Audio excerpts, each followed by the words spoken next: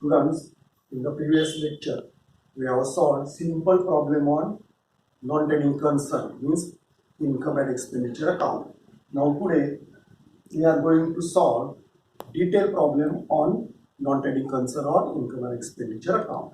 Now first see the problem on your screen.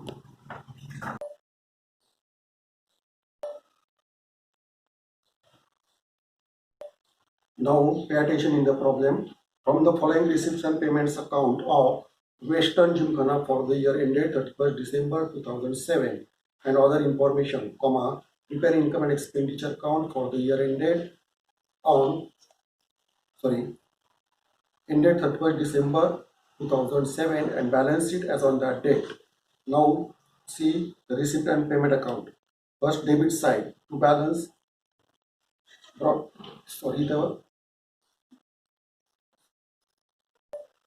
receipt side to balance brought forward means balance brought down 1040 to subscription for 2006 85 2007 4000 2008 103.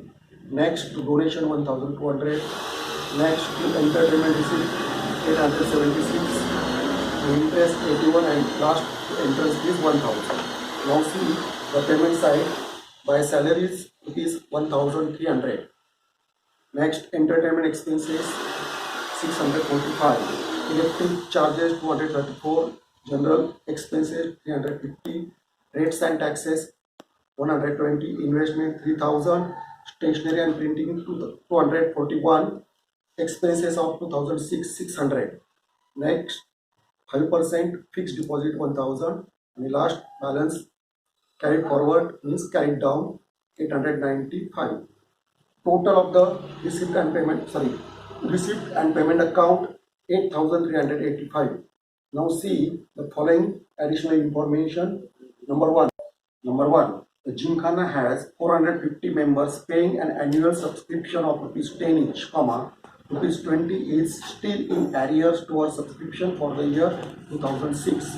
Number second, carry forward rupees 20 for rates paid in advance. Number 3, provide rupees 200 for salaries outstanding.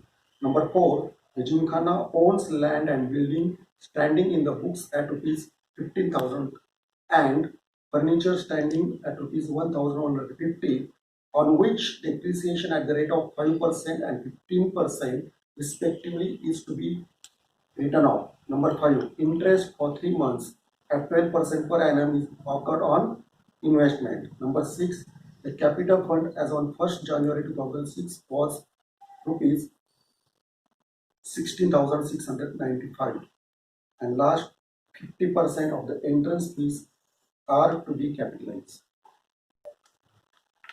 आपण problem detail वाचलेला आहे. याच्या मागचा फायदा काय? Problem detail वाचल्यामुळे असं म्हणतात की 50% प्रॉब्लेम तुम्ही सॉल्व्ह केल्यासारखं असतं. म्हणजे प्रॉब्लेम मध्ये काय काय दिले हे थोडक्यात आपल्या नजरेखाली केलेलं असतं. म्हणून आपण प्रथमतः लक्षात घ्या, कुठलाही प्रॉब्लेम सॉल्व्ह करण्याच्या अगोदर केअरफुली वाचायचं. आता आपण प्रॉब्लेम कसा सॉल्व्ह करायचा मी तुम्हाला फर्स्ट प्रॉब्लेम ज्या वेळेला घेतला होता त्यावेळेला सांगितलंय. पुन्हा मी तुम्हाला कशा पद्धतीने प्रॉब्लेम सॉल्व्ह करायचा ते सांगतो. फर्स्ट स्टेप्स काय करायचं, ॲडिशनल इन्फॉर्मेशन म्हणजे एक ॲडजस्टमेंट वाचायची. त्यानंतर रिसिप्ट पेमेंटमध्ये कोणत्या आयटमवरती ॲडजस्टमेंट आधारित आहे त्या आयटमला टिक करायची. अशा पद्धतीने सर्व ॲडजस्टमेंट वाचून घ्यायची आणि टिक मार्क करत जायचं. नाउ सेकंड स्टेप्स काय करायचं, रिसिप्ट अँड पेमेंट अकाउंट हे income and expenditure account balance शीटमध्ये उतरून घ्यायचे. म्हणजे यांचे बॅलन्स, रिसिप्ट पेमेंटचे बॅलन्स इन्कम एक्सपेंडिचर आणि बॅलन्स शीटला ट्रान्सफर करायचे. आपण प्रथमतः रिसिप्ट साईडचे बॅलन्स ट्रान्सफर करूया. Income expenditure account 31st March 2007. Balance sheet 31st March 2007. Now first receipt side. First item to balance brought forward. हे मी तुम्हाला सुरुवातीला सांगितलं आठवते का बघा, की ज्या वेळेला आपण receipt and payment account income एक्सपेंडिचरला ट्रान्सफर करतो, बॅलन्स उतरून घेतो, त्यावेळेला हा जो ओपनिंग बॅलन्स आहे तो कुठेही घ्यायचा नाही, एवढं लक्षात ठेवायचं. कॅशचा ओपनिंग बॅलन्स कुठेही घ्यायचा नाही. हा कधी घेतला जाईल, ज्या वेळेला तुम्हाला ओपनिंग बॅलन्स शीट करायची असेल म्हणजे ज्यावेळेला काय कॅपिटल फंडची रक्कम दिलेली नसते प्रॉब्लेममध्ये, त्यावेळेला कॅपिटल फंड फाइंड आउट करायचा असतो, म्हणजे शोधून काढायचा असतो कॅपिटल फंडची फिगर. त्यावेळेला ह्या अशा ओपनिंग बॅलन्स शीटचा तुम्हाला उपयोग होतो. आता इथं कॅपिटल फंड या प्रॉब्लेममध्ये दिलेला आहे, त्याच्यामुळं हा बॅलन्स कुठे घ्यायचा नाही. नेक्स्ट सबस्क्रिप्शन 2006 85, 2007 4000 आणि 2008 103 मीन्स 103. तर सबस्क्रिप्शन म्हणजेच वर्गणी. 2006 ₹85 कुठेही घ्यायची नाही. आता सांगितल्याप्रमाणे जर ओपनिंग बॅलन्स शीट करायची असेल आपल्याला, त्यावेळेला आपण हा बॅलन्स ओपनिंग बॅलन्स शीटमध्ये घेतला असता. तर आता आपण 2007 म्हणजे या वर्षाचं काय सबस्क्रिप्शन जे तुम्हाला 4000 दाखवलंय ते घ्यायचं. आता हा कोणत्या पण receipt side means income side by subscription.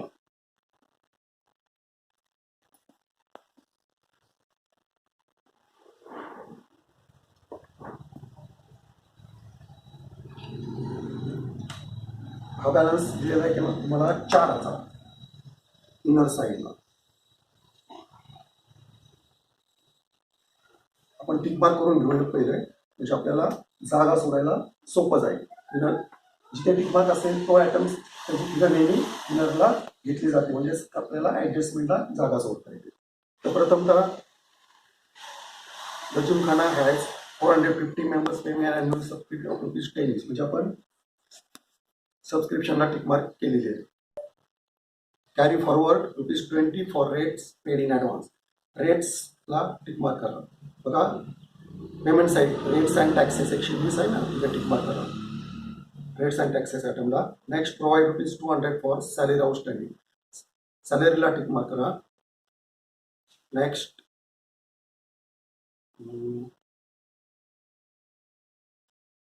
Gymkhana owns land and building standing in the books ₹15,000 and furniture standing at ₹1,150. Depreciation calculate करायला सांगितलंय, म्हणजेच बिल्डिंग आणि फर्निचर या ठिकाणी दिलेले नाहीये, पण ही प्रॉपर्टी आहे कुणाची, या वेस्टर्न जिमखानाची, ती आपण असेट साईडला नोंदवणार. Next interest for 3 months at 12% per annum is offered on investment. इन्व्हेस्टमेंटला टिक मार्क करा. नेक्स्ट कॅपिटल फंडची रक्कम या तुम्हाला दिलेलीच आहे. आणि last 50% entrance fees are to be capitalise. Entrance फीजला टिक मार्क करायची. ठीक आहे. आता आपण सबस्क्रिप्शन नोंदवून घेतलं.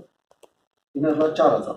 शक्यतो सबस्क्रिप्शनला 2-3 ओळी सोडायचे, कारण त्याच्यावर डबल ॲडजस्टमेंट असू शकते. पुढचा आयटम डोनेशन. आता डोनेशन या ठिकाणी कॅपिटलाइज केला तरी हरकत नाही. सगळीची सगळी रक्कम म्हणजेच 1200 तुम्ही कॅपिटलाइज, तुम्हाला कॅपिटलाइज मी सांगितलंय 11वीला, ती कॅपिटलाइज म्हणजे काय, कॅपिटलमध्ये वर्ग करणे किंवा मिळवणे. ही डोनेशनची रक्कम 1200.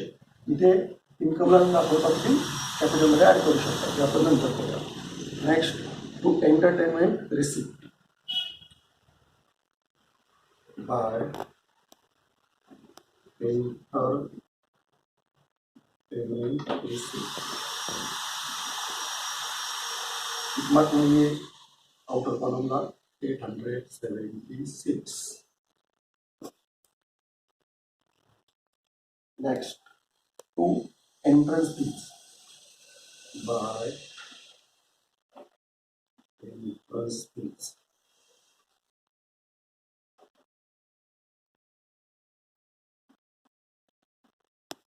टिक मार्क केलेली आपण, त्यामुळे इनर कॉलमला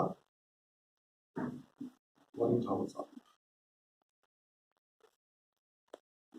इंटरेस्ट आयटम राहिलेला आहे आपला, जागा सोडा, बाय इंटरेस्ट.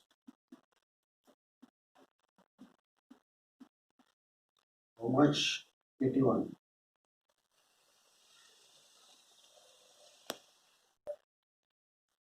बरोबर. नेक्स्ट आता payment side salaries.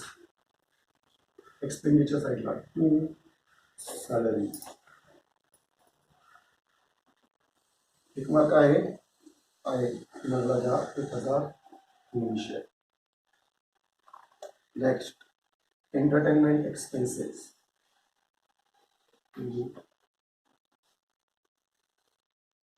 Entertainment expenses. Total हजार 685. Next, electric charges. Electric charges. How much? 234. General expenses. General expenses. How much? 350. Next, rates and taxes. Rates and taxes ला tick mark करून आपण त्यामुळे ही figure inner लागेल. To rates and taxes 120. Next, investment. असेटची figure आहे त्यामुळं asset साईडला द्या. इन्व्हेस्टमेंट. इन्व्हेस्टमेंट्स 3000. टिक मार्क केलेली आहे इनर कॉलमला 3000. Next, stationery and printing expenses आहे. Stationery and printing. Stationery and printing tick mark नाही आहे. आउटरला घ्या 241. Next, by expenses of 2006. मागच्या वर्षाचा खर्च आहे त्यामुळे तो चालू वर्षात विचारात घेतला जाणार नाही. तो आयटम इग्नोर करायचा, सोडून द्यायचा. नेक्स्ट, 5% फिक्स डिपॉझिट असेल. 5% fix deposit 1000. And last item, my balance carry forward. This cash balance.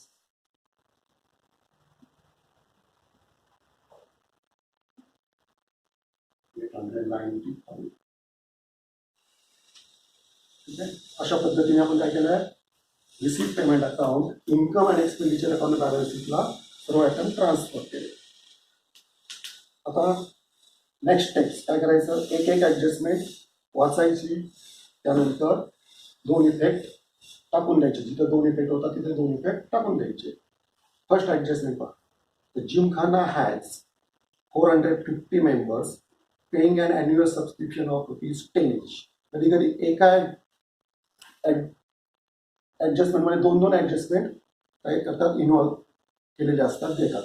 या ठिकाणी दोन ॲडजस्टमेंट त्याला प्रथमता दिलेला आहे.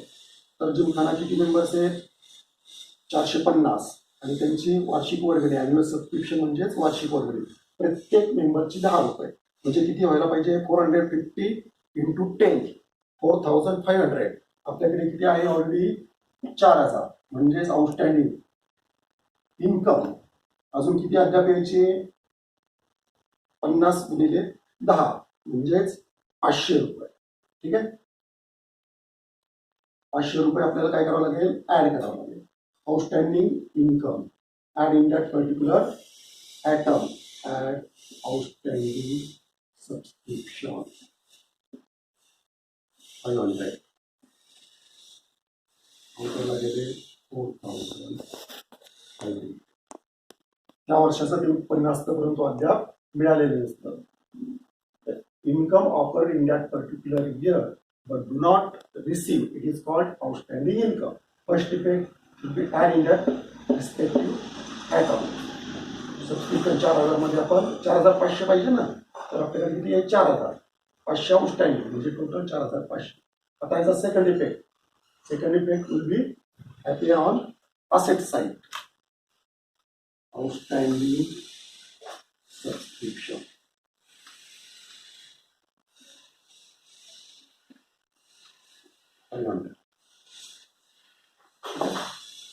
आपण एक ॲडजस्टमेंट सॉल्व्ह केली. आता त्याच्यामध्ये सेकंड, त्याच्या दुसरी सब ॲडजस्टमेंट दिलेली आहे. ₹20 is still in arrears towards subsidy for the year 2006. ₹20 वर्गणी अद्याप यायची, कधीही 2600, म्हणजे आउटस्टँडिंग इन्कम आहे. लक्षात, त्याचा एकच इफेक्ट जाईल, ते तर बॅलन्स शीटच्या असेट साईडला. ते म्हणा outstanding subscription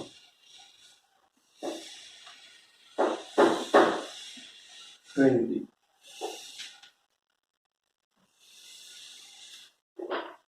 Second adjustment, carry forward ₹20 for rates paid in advance. Rent and rates paid in advance म्हणजेच second adjustment, carry forward ₹20 for rates paid in advance. त्यालाच आपण काय म्हणतो, प्रीपेड एक्सपेन्सेस. किती आहे? 20 आहे. ते पहा, इन्कम एक्सपेंडिचरच्या एक्सपेंडिचर साईडला 2 रेट्स अँड टॅक्सेस. ठीक आहे, त्याच्यामध्ये काय करायचं, लेस प्रीपेड रेट्स अँड टॅक्सेस म्हणा 20.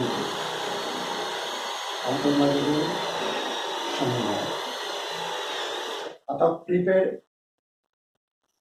एक्सपेन्सेस हे काय असते, प्रीपेड एक्सपेन्सेस ही असेट असते आणि प्री रिसिव्ड इन्कम ही लायबिलिटी असते. 11वीला आपण शिकलेलो आहोत. Second prepaid rent balance sheet asset side.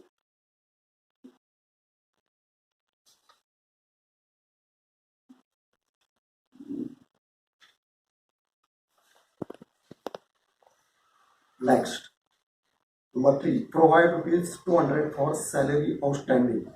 Outstanding salary. Same, adding that respective expenses in the salary मध्ये add करायचं. Add outstanding salary. How much? 200.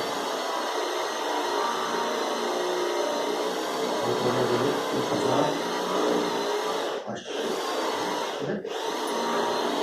Second effect, expenses balance शीटच्या liability side. Outstanding salary. How much? 200.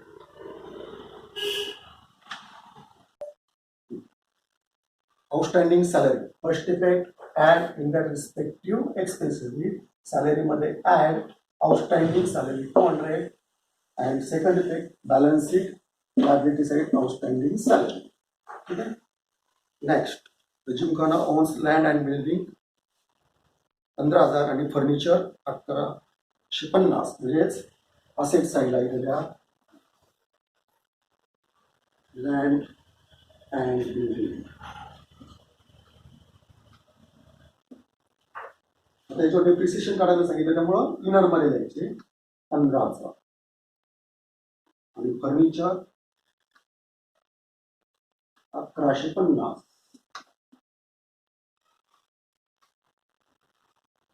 ठीक आहे. आता आपण याच्या दोन्ही असेटवर depreciation आपल्याला रिस्पेक्टिव्हली जे 5% आणि 15% दिले दर संदर्शेकडा. प्रथम लँड अँड बिल्डिंगचं 5%. आता लँड अँड बिल्डिंगची फिगर किती आहे? 15,000. 10% किती होतोय? एक डिजिट कट करायचा, 1,500. 5% किती होतील? 1,500 ची निम्मे 750. ठीक आहे. आपल्याला हे 10% 1,500 म्हणजे 5% किती? 750. काय करणार आपण? लेस डेप्रिसिएशन. डेप्रिसिएशन टॉपिक मध्ये पाहिलेलं आहे. डेप्रिसिएशन 750.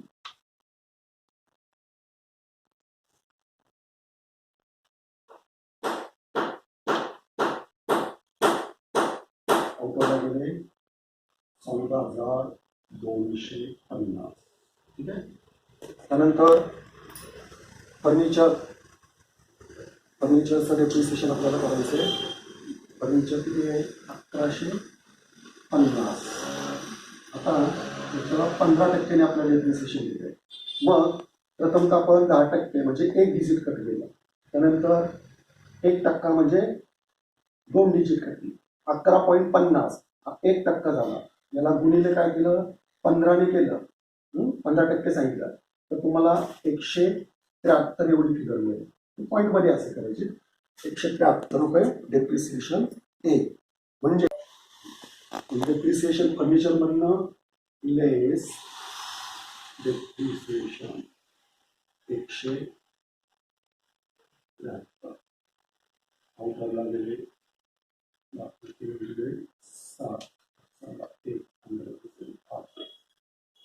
7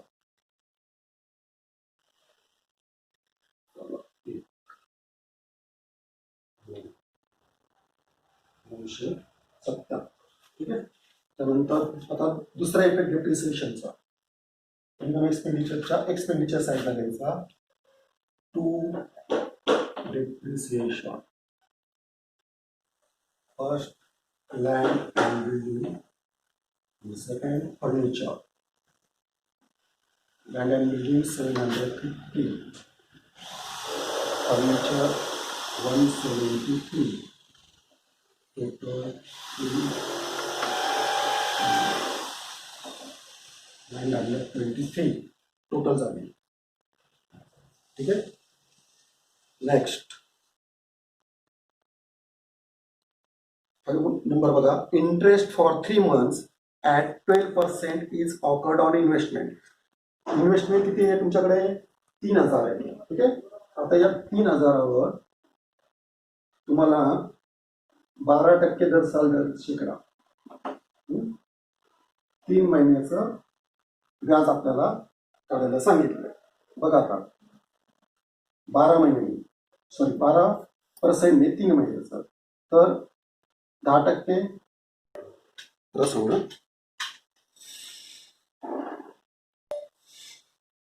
3000वर आपल्याला 12% 3 महिन्याचं इंटरेस्ट करायचं आहे. बघा 1% 10% एक डिजिट कट केला 300, 1% 30 गुणिले 12 360. 360 हे झाले वर्षाचे.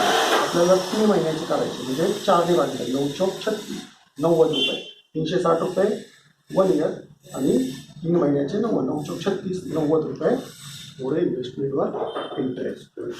ॲड इंटरेस्ट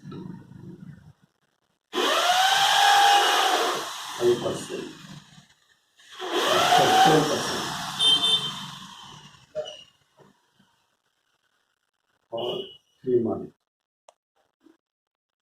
90 आणि त्याला गेले 3009. Second effect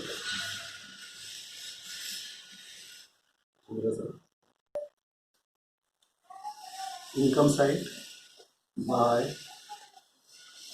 interest on investment 90. तसं तर ह्या इंटरेस्टमध्ये ॲड केलं असतं तरी चालू शकलं असतं. सेपरेट घेतलं तरी काय प्रॉब्लेम नाही. ठीक आहे. Capital fund balance of liability side. Capital fund how much 16,695. ठीक आहे. आणि लास्ट 50% एंट्रन्स फीस ऑटो बी कॅपिटलाइज. एंट्रन्स फीस या ठिकाणी किती तुम्हाला 1000. याच्यामध्ये लेस 50% कॅपिटलाइज करायला सांगितलं. कॅपिटलाइज म्हणजे कॅपिटलमध्ये वर्ग करणे म्हणजे 500 रुपये काय करायचे मायनस करायचे. 500 बॅलन्स राहिले आणि कॅपिटलमध्ये फंडमध्ये ॲड करायचे. Add entrance fees